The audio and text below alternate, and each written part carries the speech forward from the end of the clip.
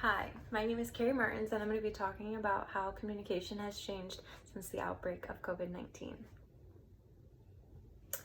Our communication has changed greatly since the outbreak of COVID-19. First, I will be talking about how to stay connected and keep on communicating in a time like this. Second, I will be talking about how to date during a time like this and the ways that that's changed. And third, I'll be talking about how to cope with the feelings that we might be dealing with right now. So for starters, how it's changed, you're seeing me on video instead of in person. And we're also kind of FaceTiming our teachers, which is as exciting as it sounds. Ways to keep communicated. We can keep up with our social media accounts, whether it be Facebook or Snapchat or Twitter, whichever is your favorite. There's also FaceTiming your friends or your teachers. Using Zoom can be for classes or for your friends. I've seen several friends get on Zoom and play games with each other and have like a social gathering of sorts. And then of course we are using WebEx to keep in contact with our teacher.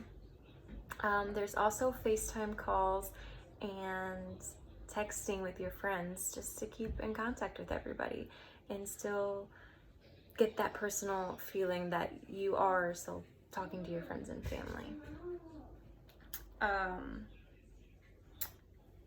The World Health Organization recommends that you still stay connected with your friends and family, stay on your social media accounts, and try to keep in the normal schedule that you currently have or make new ones to just keep in the normal habits of things, because things will get back to normal. Humans are social creatures and we all are craving that connection, and for some of our single folks we are craving a deeper connection, which leads me to how to date during a pandemic. Dating during a time like this is much different. Normally you could go out to college or bars if you're of age, or at least go out to dinner and a movie with somebody. But during times like this, you have to rely on virtual communication alone. So some of us have turned to Facebook or Tinder or any other dating app that you may use. Some of the downsides of that would be you don't get that face-to-face connection that you might get, and you have to rely on what they say. You can't read their nonverbal cues, so you have to assume that your message is coming across the way that you want them to, and that you're reading their messages the way that you want them to, or that they want you to perceive them. But some people, this is their time to shine. According to our textbook, The Invitation to Human Connection, hyperpersonal communication, they prefer to have a median to do it over face-to-face.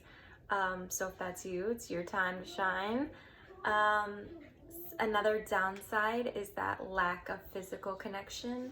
In an interview with the LA Times, Josh Pitolo said that I could have a great conversation with somebody, constantly be on the phone with them or texting them, but you still miss that lack of physical connection, even just eye contact or the flirtatious gesture. As humans, we all kind of crave that.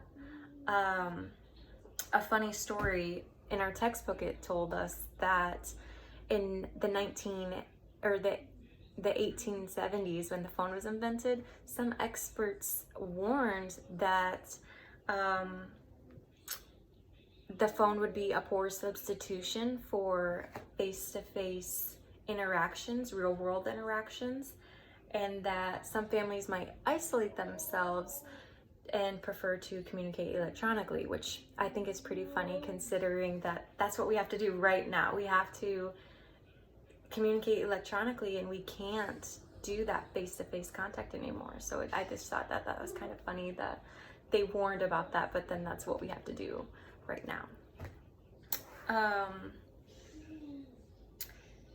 So since we are having to isolate ourselves, humans are um, humans are social creatures by nature, so isolating ourselves can feel pretty weird because that's not normally what we do. We're able to communicate how we want to freely usually.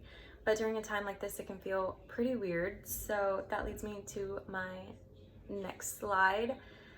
How to deal with your mental health during times like this and to keep up with your social habits. In China, a study was done during the pandemic that said that 48% of the people that participated in the study were struggling with anxiety and depression, which is a crazy amount. The CDC recommends that we stop watching the news. They can be just a negative reminder of constantly what's going on in the world and what's happening to people, and that's not necessarily what you want to be hearing 24/7. You also want to get outside and enjoy the fresh air, get off your phone so you can kind of disconnect and just enjoy the nature that's going on right now, and to keep productive. Stop laying in bed all day like we probably have been, and just enjoy the free time that we have right now.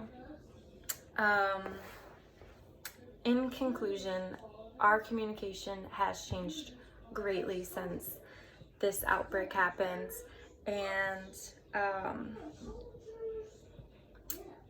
but to remind ourselves that even though our communication has changed, there's still ways to keep connected, there's ways to keep on dating, and there's good ways to cope with what we're going through right now. And I just want to say thank you for watching my speech, and I hope you enjoy it and stay positive.